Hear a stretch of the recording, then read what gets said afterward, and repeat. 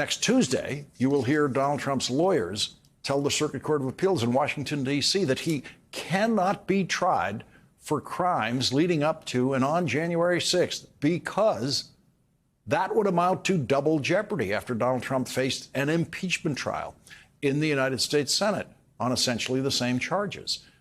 57 senators voted guilty against Donald Trump, and 43 voted to acquit Donald Trump. And since conviction of impeachment in a Senate trial requires a two-thirds vote, Donald Trump was officially acquitted. The Trump lawyers now claim that legally that has to be the end of the matter. And Jack Smith's case, titled United States of America versus Donald J. Trump, must be dismissed.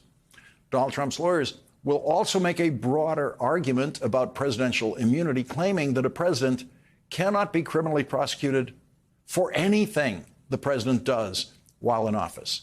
This is an echo of what Republican President Richard Nixon said after he resigned the presidency and accepted a pardon for fear of being prosecuted for the crimes that he committed in office.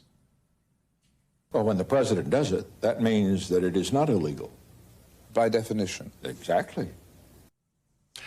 And once again today, Donald Trump's criminal defense lawyers filed a motion with the trial judge in that case that is designed to entertain their client, Donald Trump, more than it is to impress the judge. The criminal defense lawyers for the 77-year-old criminal defendant, Donald Trump, asked Judge Tanya Chutkan to hold Special Prosecutor Jack Smith in contempt of court for legal filings that the prosecutors have entered in the court docket after Judge Chutkan stopped all proceedings in the case while awaiting the outcome in the appeals court, which will issue an expedited decision at some point after next Tuesday's oral arguments in Donald Trump's appeal.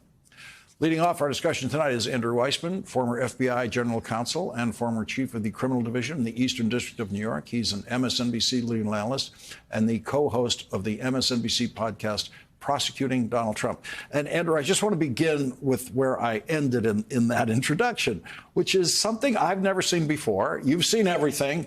I've seen a lot, but you've seen everything. I have never seen, every contempt issue that I've seen raised in court has always been raised or threatened from the bench, by the judge. I've never seen a party ask a judge to hold the other party in contempt. It happens. It is rare. You're totally right that the normal course would be for a court to raise that as a possibility, usually as a sort of brushback to one of the parties. So this is very rare. As I was saying to you, I think that this is a real sign of the lawyers not being able to say no to their client. It is, as somebody in the legal profession, it is disappointing.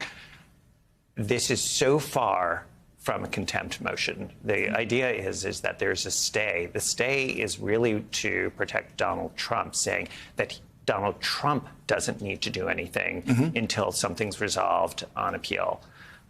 The government had said, we're going to continue meeting the deadlines. They can look at the material or not look at the material. Judge, you are not stayed either.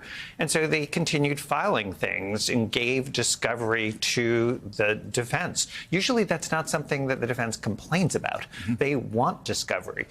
They don't have to look at it if they don't want to. The idea that this would be the subject of a contempt motion tells you, A, that they have no control over their client, B, they're writing this for an audience unrelated to the court, meaning for the sort of MAGA base.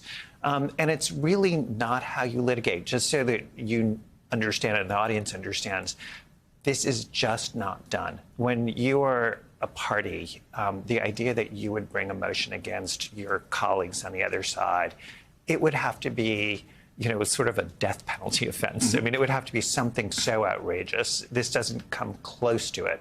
So I think there's no way that Judge Chutkan is going to be granting this motion.